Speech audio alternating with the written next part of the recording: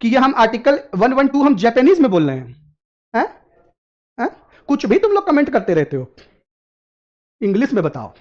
हम जान लेते कि तुम खलीफा लोग आओगे, इसलिए हम हिंदी भी लाए, इंग्लिश भी लाए। किसी खलीफा को कुछ बोलने का मौका नहीं देंगे, ठीक है? सारे खलीफा लोगों का सब इलाज है हमारे पास। सीधा सीधा टीचर सुबह से पाए हो, कुछ भी बोले जा रहे हो। आए हो अब सही, अब आया ऊंट पहाड़ के नीचे, अब आए बेटा हवेली पे, अब बच के ना जा पाओगे, समझे? दोस्तों, भारत में पहला बजट 7 अप्रैल 1860 को पेश किया गया था, लेकिन आजाद भारत का पहला बजट उस समय के वित्त मंत्री आर.के. शनमुगम शेट्टी ने 26 नवंबर 1947 में पेश किया था। देखो, आजाद हुए हम 15 अगस्त को, तो 15 अगस्त को आजाद हुए, तो आजादी के बाद जो पहला बजट था वो हम लोग ने 26 नवंबर को प्रेजेंट किया, ठीक है? और मार्च तक के लिए प्रेजेंट किया, यानी कि समझ लो दिसंबर, जनवरी, फरवरी, मार्च, 4 महीने का ये बजट था, क्योंकि फिर 1 अप्रैल से नया फाइनेंशियल ईयर, नया बजट। बात समझ में आ रही है? क्लियर? तो चलिए दोस्तों, तो बहुत बढ़िया। अच्छा, अब सवाल है कि 1860 में बजट क्यों आया भारत में? सवाल तो ये भी होगा। आजाद भारत का तुम समझ गए कि भारत के पहले finance minister R K. Shanmugam Shetty थे, ठीक है? ये तो तुम समझ गए, लेकिन ये 1860 वाला तो नहीं समझ में आया होगा तुम लोग को। ये मैं समझाता हूं। ये बजट पेश किया था दोस्तों सर जेम्स विल्सन ने। लोग जेम्स विल्सन को सर वर बोलते हैं, मैं नहीं बोलता हूं। अंग्रेज हमारे जो है सर बुलवाते थे हम लोग को, अब हम गुलाम थोड़े हैं कि इनको सर बोलेंगे। जेम्स विल्सन ने जो है भारत का पहला बजट जो है 1860 ही क्यों? आप देखो, 1860 में ही वायसरॉय बना था। उसके पहले तो जो इंडिया का हेड होता था उसको गवर्नर जनरल कहते थे। तो 1860 में ही क्यों? क्योंकि दोस्त 1857 की क्रांति याद करो, प्रथम स्वतंत्रता संग्राम याद करो, फर्स्ट फ्रीडम फाइट याद करो, रानी लक्ष्मीबाई, मंगल पांडे, तात्या तोपे, नाना साहेब, नवाब वाजिद अली साहब, बहादुर शाह जफर, आखिरी मुगल सम्राट, उनकी बीवी जो है वाजिद अली शाह की हजरत बेगम। तो ये तमाम लोगों ने दोस्तों एकदम बिगुल बिछा दिया, और इसका परिणाम क्या हुआ? ईस्ट इंडिया कंपनी को भागना पड़ गया। ईस्ट इंडिया कंपनी कही कि हमसे ना हो पाएगा, तो जो है उधर से विधायक रमाधीर सिंह वहां बैठे थे ब्रिटेन में, महारानी विक्टोरिया ने कहा कि कोई नहीं, तुम आ जाओ बेटा, चाय बनाने वाली कंपनी, यानी चाय बनाने वाला पहले भी राज किया है, चाय बनाने वाली कंपनी की हुकूमत चली गई। और 1858 में ब्रिटेन ने जो है भारत पे बोला हम राज करेंगे। अभी तक 1857 की क्रांति के पहले ब्रिटेन की कंपनी काम कर रही थी, कंपनी राज था। उसके बाद दोस्तों किसका राज आ गया? ब्रिटिश प्रेसिडेंसी का राज, भारत की पहली क्वीन महारानी विक्टोरिया। और उसके बाद 1860 में तमाम एक्ट आए। एक्ट में ही तो ये सब चीजें होती हैं। तो एक्ट के थ्रू भारत में बजट सिस्टम भी आ गया, क्योंकि महारानी विक्टोरिया ने बोला हम सिस्टम से चलाएंगे, एक्ट से चलाएंगे, कानून से चलाएंगे, जो सिस्टम ब्रिटेन में वही सारे सिस्टम यहां होंगे, बहुत मजा आएगा।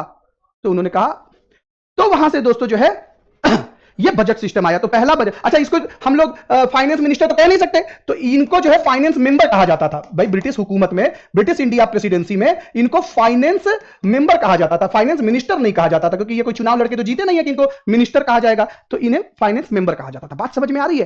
क्लियर? ओके, बहुत सही है, बहुत बढ़िया।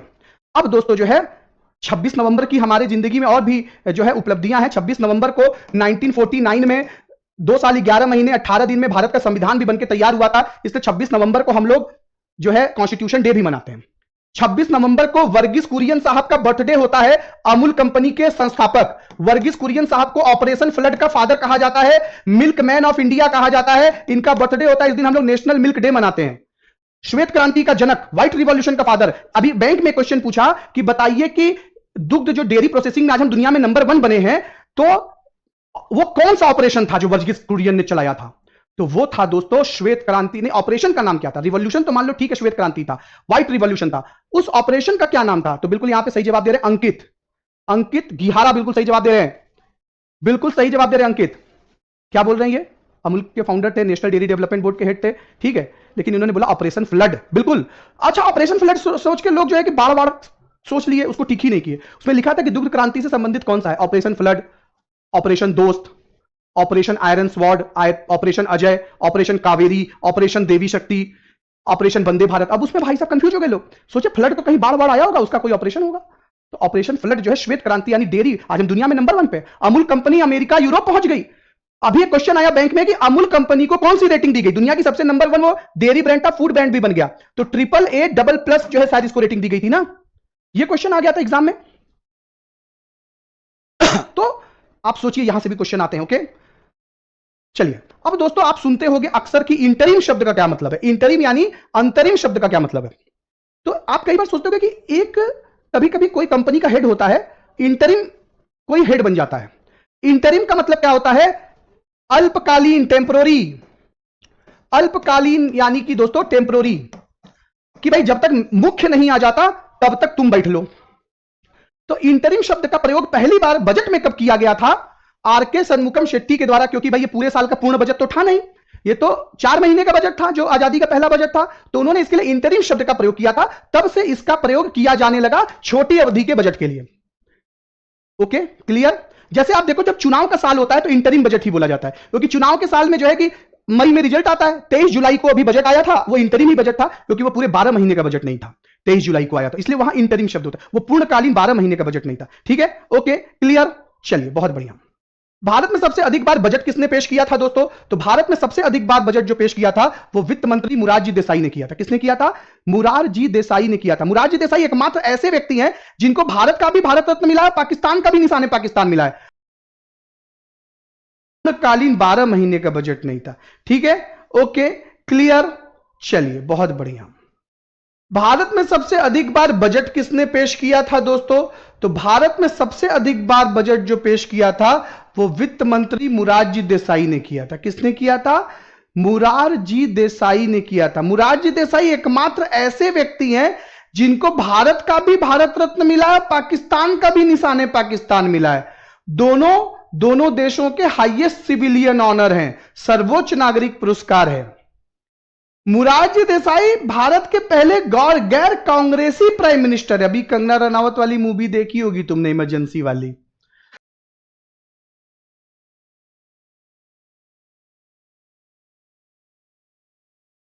तो मुरारजी देसाई जो है उस इमरजेंसी के बाद जब कांग्रेस की सरकार पहली बार हारी, तो उस जेपी आंदोलन के बाद जो व्यक्ति प्राइम मिनिस्टर बना वो मुरारजी देसाई थे, और वो इंदिरा जी के समय में वित्त मंत्री भी रहे, उनके ही यानी कांग्रेस में ही थे। वहां नहीं बन पाए वो, तो वो जो है बहुत दिन से लगे हुए थे बनने के, तो जेपी ने उन्हें बना दिया। अब यहां पे ये क्यों लिखा है कि 2 बार उनके बर्थडे पर पड़ा, 10 बार उन्होंने बजट पेश किया, लेकिन निर्मला ताई इनका रिकॉर्ड तोड़ देंगी, क्योंकि भाई अभी तो 8 बार ये दे दी निर्मला जी इनका रिकॉर्ड तोड़ देंगी, ये तो निश्चित है, क्योंकि 5 साल पूरी सरकार चलेगी। अगर मोदी जी निर्मला जी को ना हटाए तो ये रिकॉर्ड तोड़ देंगी। खैर, अब दोस्तों 2 बार इनका बर्थडे क्यों पड़ा? क्योंकि 29 फरवरी को बजट, अब ये 8 साल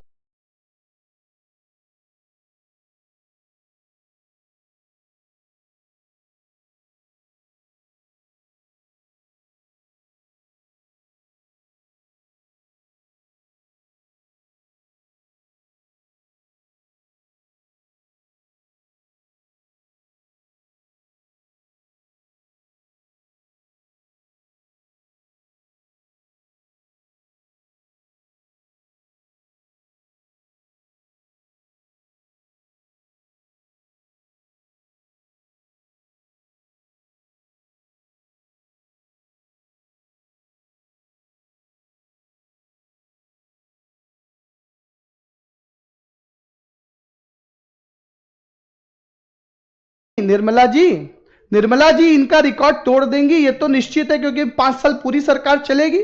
अगर मोदी जी निर्मला जी को ना हटाए तो ये रिकॉर्ड तोड़ देंगी। खैर, अब दोस्तों 2 बार इनका बर्थडे क्यों पड़ा? क्योंकि 29 फरवरी को बजट, अब ये 8 साल में 2 ही बार आता है 29 फरवरी, यानी कि 28 फरवरी को बजट आता था दोस्तों, आता था।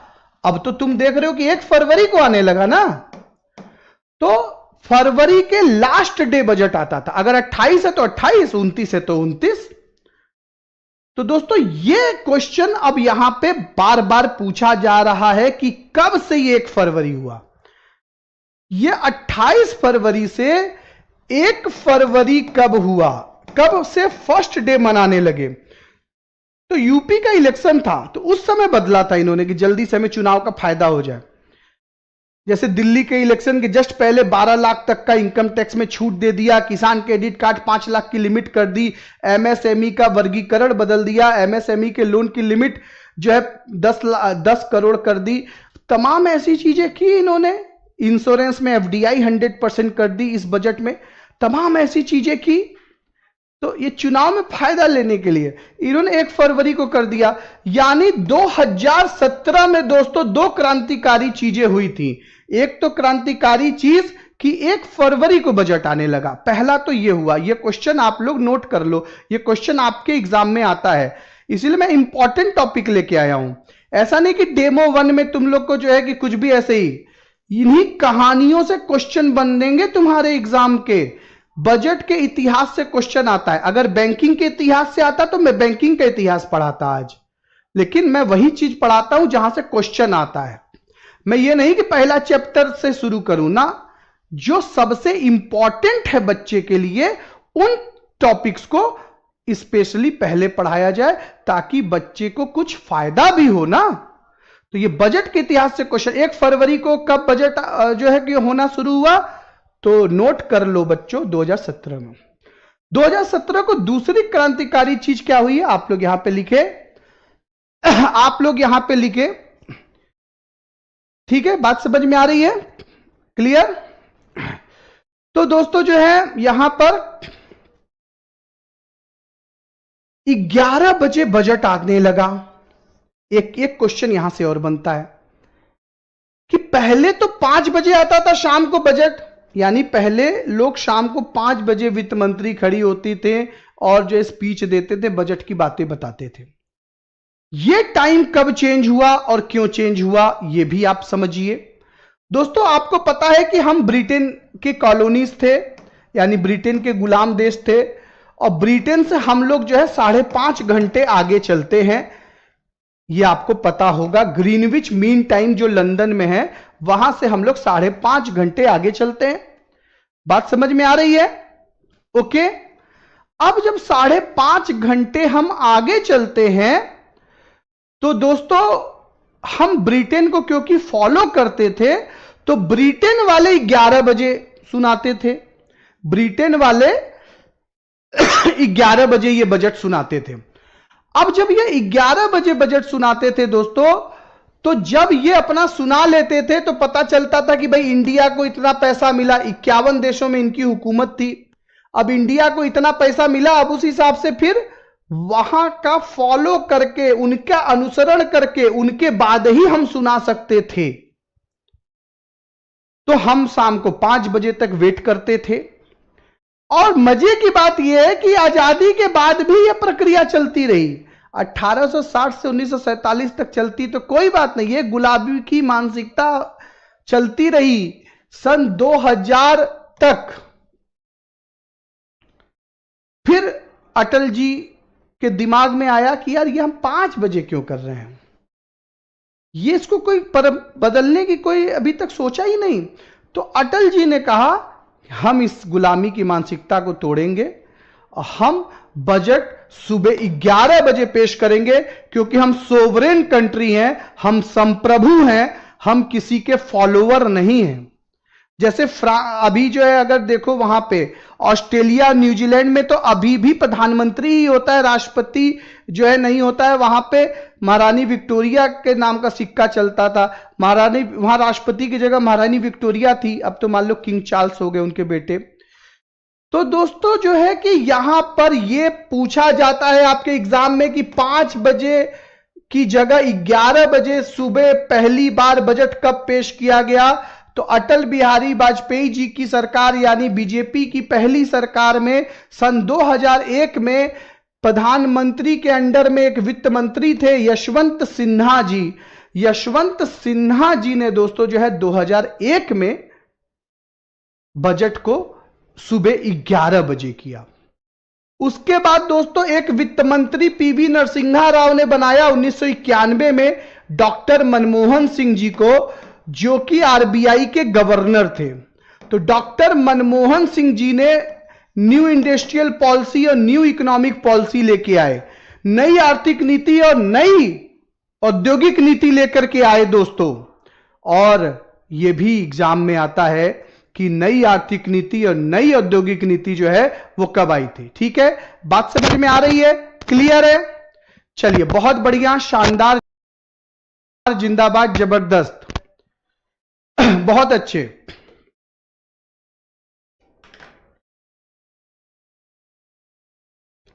बहुत बढ़िया।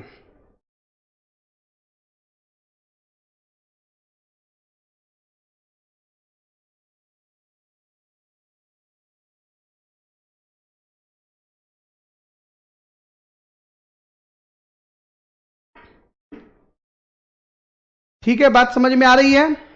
क्लियर? चलिए दोस्तों, बहुत बढ़िया। तो इस बात को ध्यान रखिएगा। अब आगे बढ़ते हैं दोस्तों। एक पिछली बार विवाद हुआ था हलवा समारोह का, कि हलवा समारोह में राहुल गांधी कह रहे थे कि कोई ओबीसी नहीं है। तब से ये हलवा समारोह से भी क्वेश्चन आने लगा। ये क्लास रोज 2 बजे चलती है, रोज 2 बजे चलती है। तो दोस्त, बजट की जो प्रिंटिंग की जो प्रक्रिया है, बजट की जो प्रक्रिया है, वो हफ्ते 10 दिन पहले से शुरू हो जाती है। और बजट कभी लीक नहीं हुआ या लीक ना हो, इसके लिए बड़ा ही गोपनीय दस्तावेज जो है रखा जाता है। बड़ा ही गोपनीय दस्तावेज रखा जाता है। तो दोस्तों, नॉर्थ ब्लॉक, आप कभी अगर इंडिया गेट जहां पे रिपब्लिक डे होता है, गणतंत्र दिवस की परेड होती है राजपथ या कर्तव्य पथ पे, वहां पे अगर आप जाएंगे दोस्तों, तो वहां पे आप एक चीज देखेंगे कि विजय चौक, जहां पे अभी बीटिंग रिट्रीट समारोह हुआ था 29 तारीख को, गणतंत्र दिवस का समापन समारोह, और सामने राष्ट्रपति भवन दिखता है रायसीना हिल पर। अगल बगल 2 जुड़वा बिल्डिंग दिखती है, एक नॉर्थ ब्लॉक, एक साउथ ब्लॉक। नॉर्थ ब्लॉक और साउथ ब्लॉक में सारे मंत्रालय हैं, प्रधानमंत्री का ऑफिस, रक्षा मंत्रालय, वित्त मंत्रालय, होम मिनिस्ट्री, सब इसी नॉर्थ ब्लॉक साउथ ब्लॉक में है। अब इसकी जगह नई बिल्डिंग बन रही है सेंट्रल विस्टा प्रोजेक्ट में, जैसे कि नई वाली पार्लियामेंट बनी है पुरानी वाली पार्लियामेंट की जगह। बात समझ में आ रही है? क्लियर? तो दोस्तों जो है, यहां पर नॉर्थ ब्लॉक में हलवा समारोह का आयोजन किया जाता है। और उसके ये क्यों किया जाता है ये भी समझो। जब हम लोग अपने घर का कोई शुभ काम करते हैं, पहली बार कढ़ाई वढ़ाई चढ़ाते, कोई नया चूल्हा आता है, तो जो नॉनवेज खाने वाले वो मछली बनाते हैं, और जो वेज खाने वाले वो हलवा बनाते हैं, मतलब उसी से शुभारंभ करते हैं। तो हलवा समारोह के बाद सबको नजरबंद कर लिया जाता है, किसी को घर नहीं जाने दिया जाता, और उसी के बाद उनका खाना पीना दाना पानी सब वही रहता है। और उसके बाद दोस्तों जो है, बजट प्रिंटिंग की प्रक्रिया शुरू होती है। तो अब तो नॉर्थ ब्लॉक में जो फाइनेंस मिनिस्ट्री की ऑफिस है, कहां पे है? वित्त मंत्रालय, क्योंकि आप बैंक में जाने वाले हो तो वित्तीय हर चीजों में इंटरेस्ट पैदा करो। वित्त मंत्रालय की ऑफिस कहां है? नॉर्थ ब्लॉक के बेसमेंट में है। नॉर्थ ब्लॉक में वित्त मंत्रालय का जो ऑफिस है, उसके बेसमेंट में जो है बजट का प्रिंटिंग है, जहां इसकी प्रिंटिंग की प्रक्रिया होती है, जहां बजट बनता है। 1950 में बजट लीक हुआ था। इसके बाद पहले राष्ट्रपति भवन में होता था, उसके बाद इसको मिंटो रोड के सरकारी प्रेस में भेजा गया, वहां पे भी लीक हुआ। 1980 से वित्त मंत्रालय के बेसमेंट में यह बजट छपने लगा। ठीक है, बजट पेश होने के 1 सप्ताह पहले पूरी जांच पड़ताल कर इस प्रक्रिया से जुड़े अधिकारियों को नॉर्थ ब्लॉक के प्रिंटिंग प्रेस में भेजा जाता है। अच्छा, एक चीज और ध्यान दीजिएगा, अभी पिछले साल क्वेश्चन आया था कि जो हलवा समारोह में कौन कौन से अधिकारी हैं, 5 ऑप्शन था ना, दे दिया। बताइए इसमें से हलवा समारोह में कौन कौन अधिकारी नहीं था? तो भाई वित्त सचिव और वित्त मंत्री, राजस्व सचिव, व्यय सचिव, financial services secretary, chief economic adviser, बहुत सारे लोग रहते हैं इसमें। तो आप लोग ये जो है कि पूरा ध्यान दीजिएगा कि उनके नाम क्या हैं। ठीक है, बात समझ में आ रही है? खैर, अब तो दोस्तों डिजिटल फॉर्मेट में आने लगा। अब तो हम लोग की पार्लियामेंट भी डिजिटल हो गई है। अब तो हम लोग की पार्लियामेंट भी डिजिटल हो गई है। तो अब तो भाई माई बजट ऐप पे ही सब कुछ आता है। माई बजट ऐप पे ही क्या होता है दोस्तों? माई बजट ऐप पे ही क्या होता है दोस्तों? सब कुछ आता है। अब आइए, जो एक और क्वेश्चन पूछा जाता है कि बजट में सबसे ज्यादा राजस्व किस चीज से आता है? रेवेन्यू। रेवेन्यू सबसे ज्यादा कहां से आता है, यानी रुपया सबसे ज्यादा कहां से आता है? क्या चीज कहां से आता है? रेवेन्यू, यानी कि राजस्व कहां से आता है? बात समझ में आ रही है? क्लियर है? तो दोस्तों पहले तो निगम कर से आता था, कॉरपोरेट टैक्स से, कंपनियों के ऊपर जो टैक्स लगाया जाता है उससे आता था, लेकिन अब ये तीसरे नंबर पे पहुंच गया 17%, क्योंकि जीएसटी आ गया 2017 में। जीएसटी 40 तरह के कर और उपकर को रिप्लेस करके आया था दोस्तों। बात समझ में आ रही है? तो जीएसटी जो है दोस्तों यहां पे दूसरे नंबर पे, ये पहले नंबर पे आ गया था 2017 के बाद। लेकिन इधर 2 साल से दोस्तों एक ऐसा टैक्स जो पहले कभी नंबर 1 पे नहीं रहता था, कॉरपोरेट टैक्स के बाद रहता था, वो आज कॉरपोरेट टैक्स और जीएसटी को पार करके सीधे पहले नंबर पे पहुंच गया है, जिसे कि दोस्तों इनकम टैक्स कहा जाता है। और इनकम टैक्स दोस्तों जो है 22% जो है कि पूरे यानी 50 लाख करोड़ का बजट बना है, तो 22% जो है वो इनकम टैक्स से आता है। किससे आता है? इनकम टैक्स से आता है। बात समझ में आ रही है? क्लियर? तो दोस्तों जो है ये क्वेश्चन आएगा कि राजस्व सबसे ज्यादा किससे आता है, तो इनकम टैक्स से आता है। किससे आता है भैया? और इसी वजह से दोस्तों इनकम टैक्स में 12 लाख तक छूट दे दी गई, क्योंकि बहुत ज्यादा पैसा आ रहा है इनकम टैक्स से, इसलिए क्या कर दिया गया, इसमें 12 लाख तक उन्होंने छूट दे दिया। अब आप कहोगे सर बोरोविंग से 24% आ रहा है, तो हम आयकर को क्यों टिक करेंगे? हम तो बोरोविंग्स को टिक करेंगे, उधारियों को टिक करेंगे ना।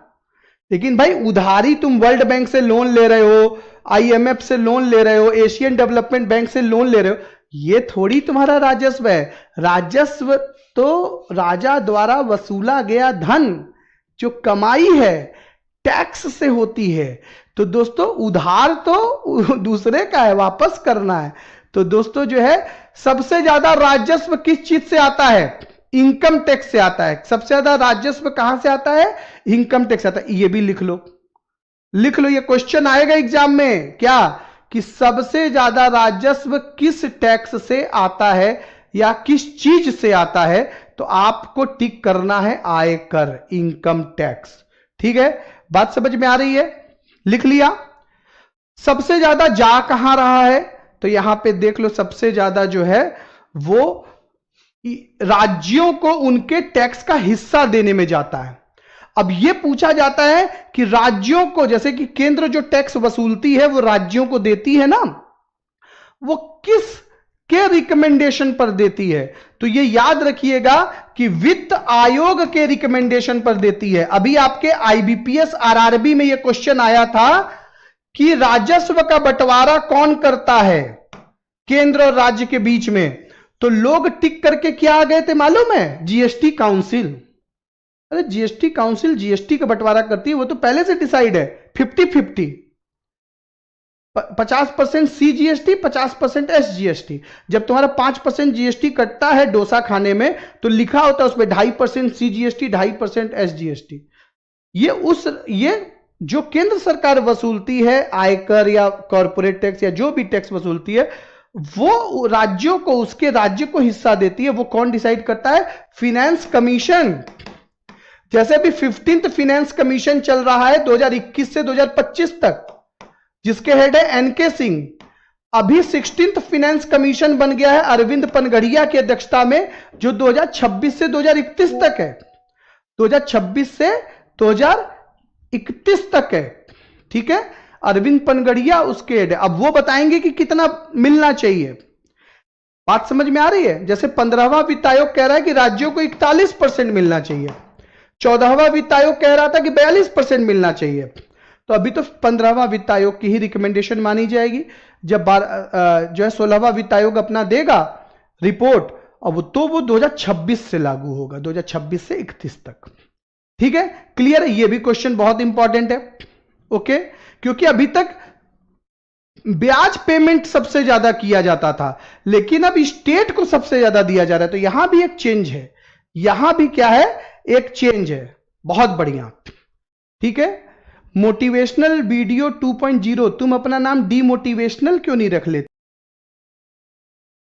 वीडियो 2.0, तुम अपना नाम डीमोटिवेशनल क्यों नहीं रख लेते हो? नाम के बिल्कुल विपरीत तुम्हारे कर्म हैं। बात समझ में आ रही? तुम अपना नाम डिमोटिवेशनल रख लो, बहुत अच्छा रहेगा। कैसे बना पाते हो मोटिवेशनल वीडियो? दोस्तों इसके बाद जो है इस बार के बजट में जो है बहुत बड़ी चीज जो की गई वो क्या की गई कि छोटे व्यापारियों को क्रेडिट कार्ड दिया गया। और छोटे व्यापारियों को जो क्रेडिट कार्ड दिया गया दोस्तों, उसमें जो है 10 लाख क्रेडिट कार्ड जारी किए जाएंगे पहले साल में और 5 लाख रुपए की उसकी क्रेडिट लिमिट होगी। यानी जो छोटे व्यापारियों के लिए क्रेडिट कार्ड दिया जाएगा उसकी लिमिट कितनी होगी? क्रेडिट कार्ड की 5 लाख रुपए लिमिट होगी। इस बात को याद रखिएगा, ठीक है? बात समझ में आ रही है? क्लियर? देखो ये तो हम लोग पढ़ ही चुके कि सबसे ज्यादा पैसा जो है हमें कहां से मिलता है और कहां जाता है, ये तो हम लोग ने पढ़ ही लिया है ना। आगे बढ़ 10 लाख क्रेडिट कार्ड जारी किए जाएंगे पहले साल में और 5 लाख रुपए की उसकी क्रेडिट लिमिट होगी। यानी जो छोटे व्यापारियों के लिए क्रेडिट कार्ड दिया जाएगा उसकी लिमिट कितनी होगी? क्रेडिट कार्ड की 5 लाख रुपए लिमिट होगी। इस बात को याद रखिएगा, ठीक है? बात समझ में आ रही है? क्लियर? देखो ये तो हम लोग पढ़ ही चुके कि सबसे ज्यादा पैसा जो है हमें कहां से मिलता है और कहां जाता है, ये तो हम लोग ने पढ़ ही लिया है ना। आगे बढ़ते हैं दोस्तों। इस बार जो है 12 लाख तक कोई टैक्स नहीं है, लेकिन जो स्लैब है वो तो 4 लाख से ही शुरू है ना, और गया है 24 लाख तक, 30% तक गया है। पिछले साल क्या था दोस्तों?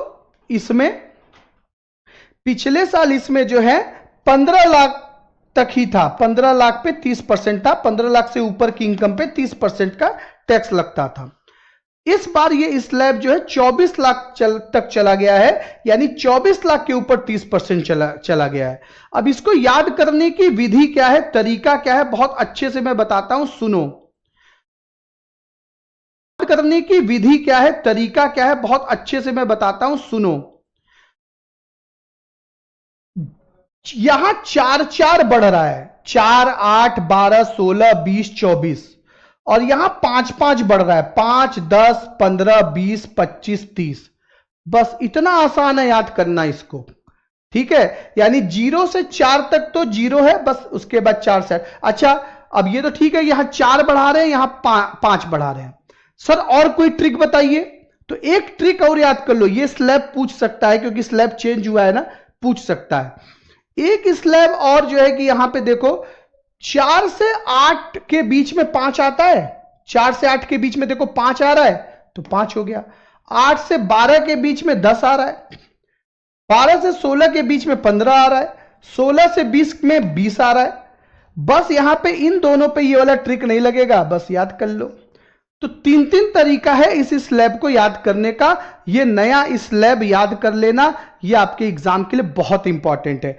12 लाख रुपए तक कोई टैक्स नहीं है, लेकिन तुम्हारी इनकम जैसे ही 13 लाख होगी तो तुमसे 4 लाख से वसूला जाएगा। 4 लाख से 8 लाख, यानी कि 4 लाख पे 5%, फिर 4 लाख पे 10%, फिर जो है तुम्हारा, मान लो तुम्हारी इनकम अगर 13 लाख है तो जितना बच गया उस पे जो है 15%।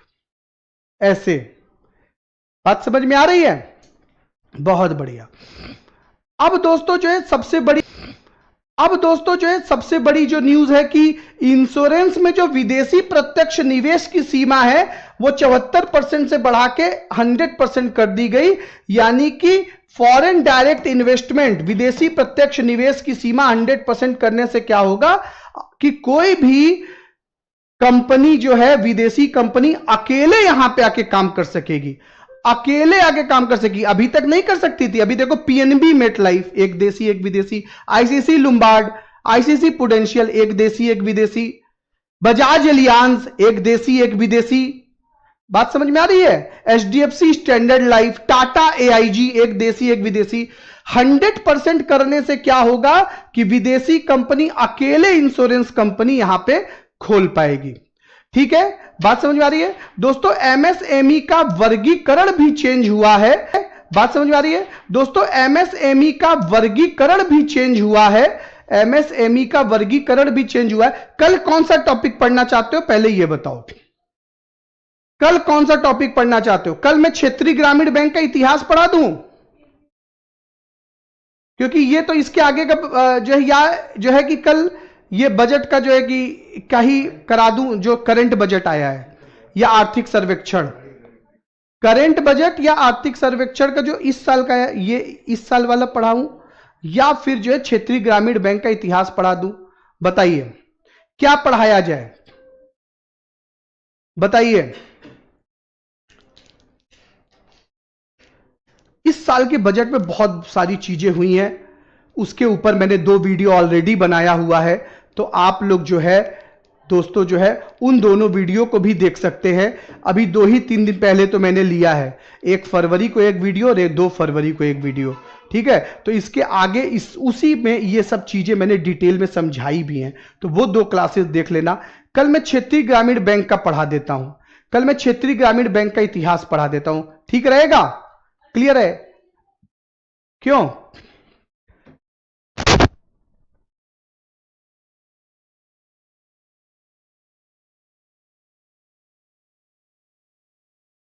ठीक है, तो कल डन। तो कल हम लोग आरआरबी का इतिहास पढ़ेंगे, ठीक है।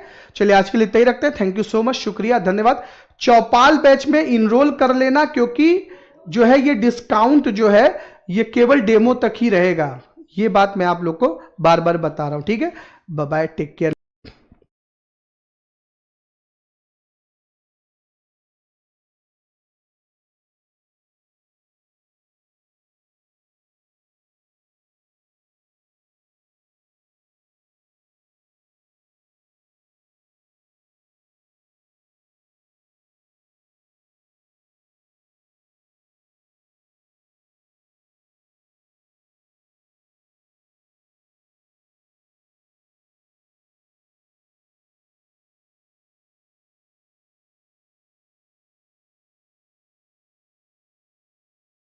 कि विदेशी कंपनी अकेले इंश्योरेंस कंपनी यहां पे खोल पाएगी, ठीक है। बात समझ में आ रही है दोस्तों? एमएसएमई का वर्गीकरण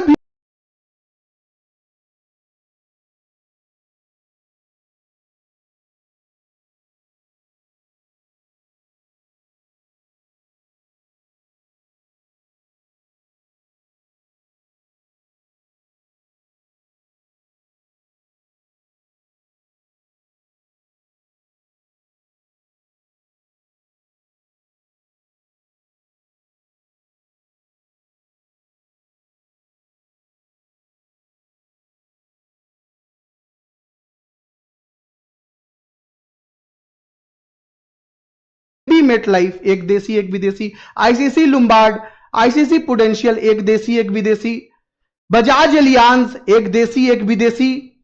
बात समझ में आ रही है? HDFC standard life, Tata AIG एक देसी एक विदेशी।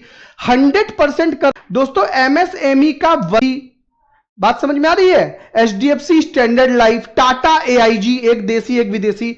100% करने से क्या होगा कि विदेशी कंपनी अकेले इंश्योरेंस कंपनी यहां पे खोल पाएगी।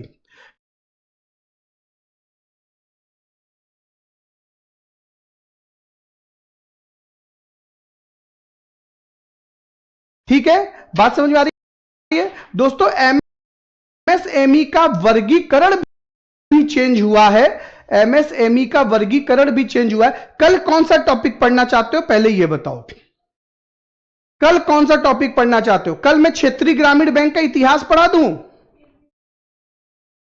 क्योंकि ये तो इसके आगे का जो है या जो है कि कल ये बजट का जो है कि क्या ही करा दूं, जो करंट बजट आया है या आर्थिक सर्वेक्षण, करंट बजट या आर्थिक सर्वेक्षण का जो